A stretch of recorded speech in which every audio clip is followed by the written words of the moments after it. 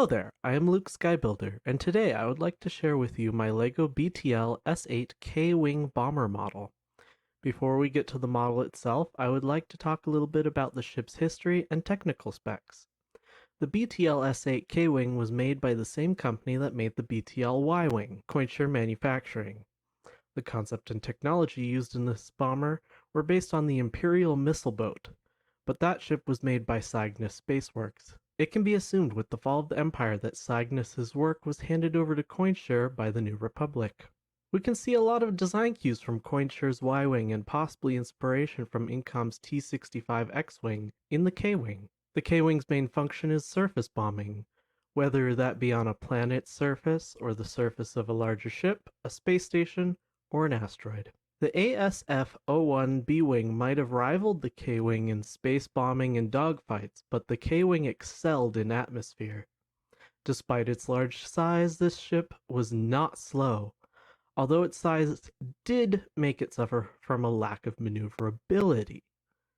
The ship had a SUBLIGHT acceleration motor system, also known simply as a SLAM system, which is very similar to a scramjet in modern technology. This allowed it to keep up with the speed of ships like the T-65 X-Wing. The system was the main piece of tech that they took from the missile boat. This ship has no hyperdrive. The massive wing, despite many critics' opinions, is not simply a bold design choice, but it is also a practical one.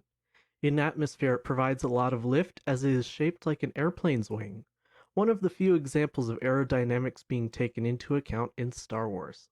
In the real world, this feature is based on the Boeing B-17 Flying Fortress from World War II. Since the bubble turrets on an important depiction of this ship are also based on that airplane, let's talk about this picture. What is important about this particular image? When the new Essential Guide to Vehicles and Vessels was released, it was a continuity error. The K-Wing was first mentioned in the Black Fleet Crisis Trilogy, but the guide's picture did not match the description from the books.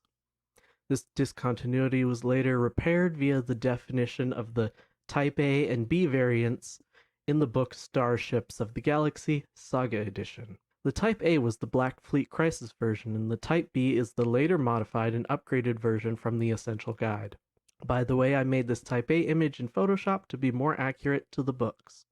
The Type A, which is what the model in this video is built to represent, did not have any built-in energy beam weapons. It relied completely on weapon hardpoints. These points were under the forewings and allowed the ship to have different weapons and tools for different missions. The Type B, on the other hand, has two bubble turrets mounted to the cockpit section. This was a logical upgrade to allow the bomber a little more independence and protection against enemy starfighters, whereas the Type A would have needed an escort. Because of the modifications on the Type B, the cockpit arrangement had to change. On the Type A, the Bombardier sat behind the pilot under one canopy. Due to the topside turret being added, they had to move the pilot and Bombardier to either side of it, thus giving us the dual cockpit design. The crew of the Type B, of course, included two gunners for the bubble turrets.